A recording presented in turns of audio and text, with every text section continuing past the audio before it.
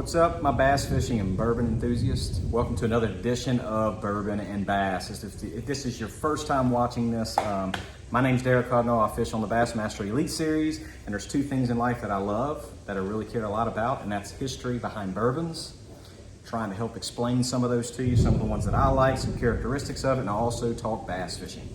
Every single episode, guys. I haven't done one of these in about 6 weeks or so. We just got back home from the Bassmaster Elite Series, finished the season, had two in upstate New York.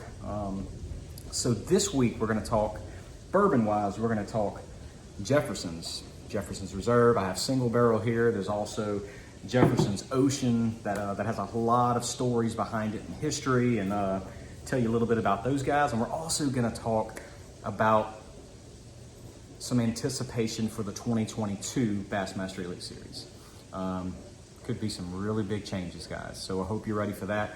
Our schedule's already out. We'll talk about that a little bit too. So let's get after it, guys. Jefferson's Reserve. Pretty easy to find.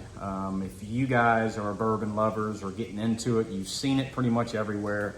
You have the regular Jefferson's Reserve, you have the Ocean Series, you have single barrel. You know, there's a lot to pick from in that range. So let's talk about that first. Jefferson's Reserve, guys, they're actually kind of a newer bourbon. They actually started in 1997. Now they do say in a lot of their history and about the brand that it's like 8 generations of family, dating back to, Trey Zoller, who's the owner and also master distiller. Like his grandmother was arrested like in the 1700s for basically bootlegging bourbon liquor. So, take that for what it's worth. But really cool story behind Jefferson's Oceans, guys. I like the history and I like bourbons that tell a story.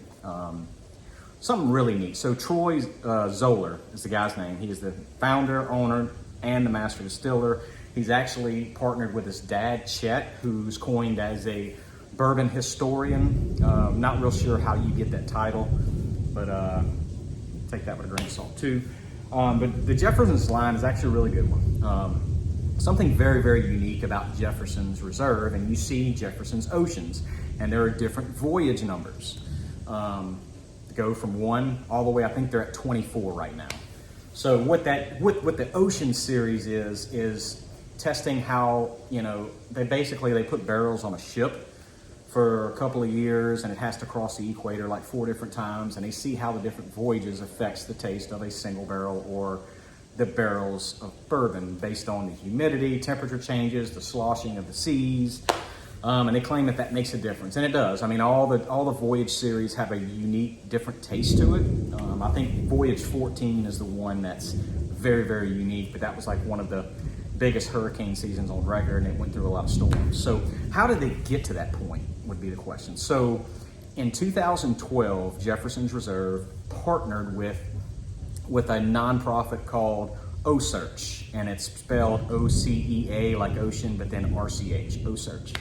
So this is a nonprofit organization that travels around the world in this giant ship, and they track oceanic species like great white sharks, tiger sharks, that kind of thing, and their habits, breeding habits, feeding habits. So they all over the oceans, all over the world. So they track that. So they partnered with OSearch in order to they put barrels onto their ship. So it's not just from what I'm reading about it, it's not really just a cargo ship that it gets put on their ship. So they partnered with them to do research on bourbons as well, to see if the ocean conditions will dictate the taste. And it does, it changes them. And every single voyage, guys, has a story behind it. It tells you about the voyage, where they went, how the seas were. You can actually look up ship logs. But that's a way that it really made them unique. So, and that's why you have different voyages. Every year there's different voyages. I think it has to be on a ship at least 2 years, and I believe it has to cross the equator either 2 or 4 times. I think it's 4 times it has to cross the equator for them to take it off, and then the master distiller gets into it, and then you get a new flavor every single time. But Jefferson's Reserve, and this is a single barrel. I picked it up the other day. This is Jefferson's Reserve single barrel. Most of y'all know what a single barrel is. There's, most bourbon companies take, a single barrel and they try to tell a story about how it's so unique. They really don't. Trey just said, You know, I just want a single barrel because people like single barrels. They like the spicy nature of a single barrel. It's 100 proof. So they just really wanted the flavor. Single barrel, guys, aged in one barrel, and they basically add water to it to get it to a desired proof. So the higher proof you have, the less water they add to it. So it's typically it's going to be a little spicier, a little more flavor to it. So this one's really good, guys. It's really for 100 proof. It's smooth. It's not too terribly spicy. It goes down really nice. $50 the single barrel is. You know, that's about par for the course when it comes to single barrels and bourbons. It's about $50, but it's pretty good. But cool story behind Jefferson's and their partnership with that O-Search. Unique story. That's what I love about it. So I would absolutely recommend the single barrel. The single barrel is actually pretty good. For $50, it's very drinkable. So if you're looking for one, Jefferson's Ocean single barrel. And of course, the voyages. Look into the voyages. You see one of those, pick it up, read about it, and tell me what you think. So anyway, bourbon aside, cheers before we move on. It's very smooth. I like to drink it with ice. This one anyway. There are some that I'd rather neat, but this one, ice, really good. So let's move on to bass fishing, guys. We just finished the 2022 Bassmaster Elite Series. Early this year, very different. So I don't want to necessarily talk about this year. I want to talk about what 2022 could look like. So some of you have heard rumblings. There could be some big changes. Maybe more guys cut. Are there some legends that could have just seen the end of their career? I know exactly. I think, you know, we have a pretty good idea of what it's going to look like next year, the cuts. You know, I'm not at liberty to discuss that verbatim, but I will tell you it is going to look different. I can't really, you know, it's not public knowledge, so I'm going to keep that close to the vest, but it is going to look different. You know, there's two names that pop up that come to mind. And I don't know this, but, you know, Rick Clunn, David Fritz, these are two legends, absolute legends in the sport. You know, have they seen their last years? You know, because when it comes to cuts, those are two anglers that are at the bottom of the last 3-year averages, way down there. But I believe if they wanted back, Bass would let them. They would give them a Legends exemption. So we'll see, guys. I don't know. I mean, these are guys that have spent their entire career with a lot of success, you know, a lot of notability. I myself, like a lot of you guys, you know, they're some of my mentors and idols. I love talking to these guys on the water. They have not said anything. Bass hasn't, Rick or, you know, or David Fritz has not. I haven't talked to them about it, so I don't know. But, you know, how different would a sport look when you see guys like that leave? And I do believe, again, my opinion, if they want back, they'll be back. Now, will they, is the question.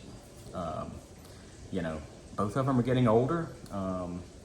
You know, I don't know that any of them's in bad health or anything like that. You know, I can say that those two guys, you know, they were a little different this year. You know, I spent my first 2 years on the Bassmaster Elite Series. I actually talked to Rick Clunn a lot. Very easy man to talk to. He could come up to me and talk to me. He actually, you know, a true story, he actually remembered my dad from like 30 years ago, meeting him one time at a tournament. That man's brain is very sharp, and he approached me. So we would talk to each other, putting the boats on the trailer or waiting for takeoff.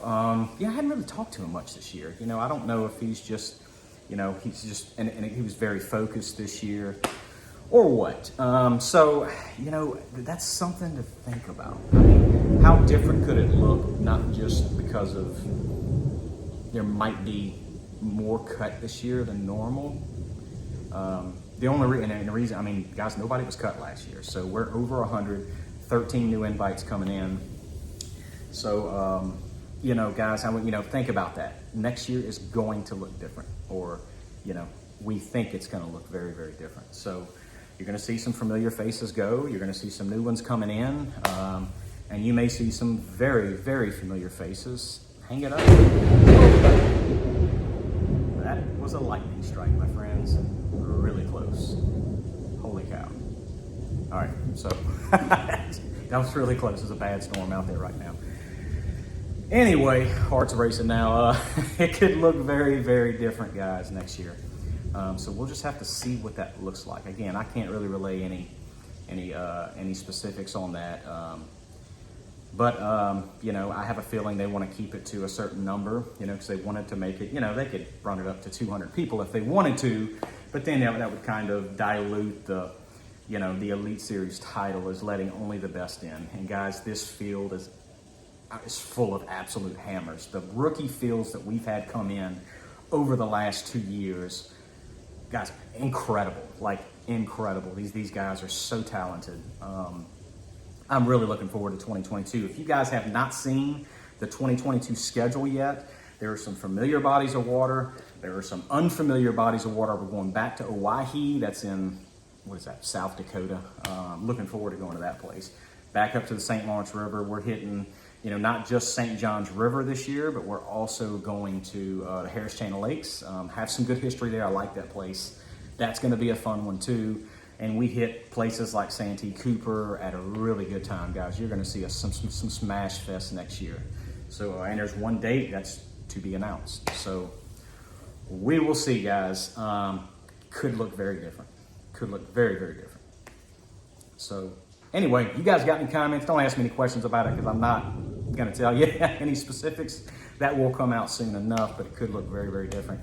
And I hope that David Fritz or Rick Clunn does not leave. You know, and there may be a couple of other guys that are thinking about retiring as well. That's just hearing rumors on the street. So we'll see how that works out. And I have a feeling you won't know that until closer to the end of the year. So, but guys, thank you guys for watching Bourbon and Bass, guys. Jefferson's Reserve, the Oceans, single barrel. It's good stuff. Cool, unique story behind it. And then also 2022 Elite Series could look very, very different next year. So, guys, thank you guys for watching Bourbon and Bass. If you have any comments, anything you'd like to see, put it in the comments. We'll talk about it soon, guys. But if you're watching this on YouTube, please subscribe and let me know if I can answer any questions or something new to talk about, like I said. So thanks for watching Bourbon and Bass. Dream big, tight lines, and we'll see you guys next time. Later.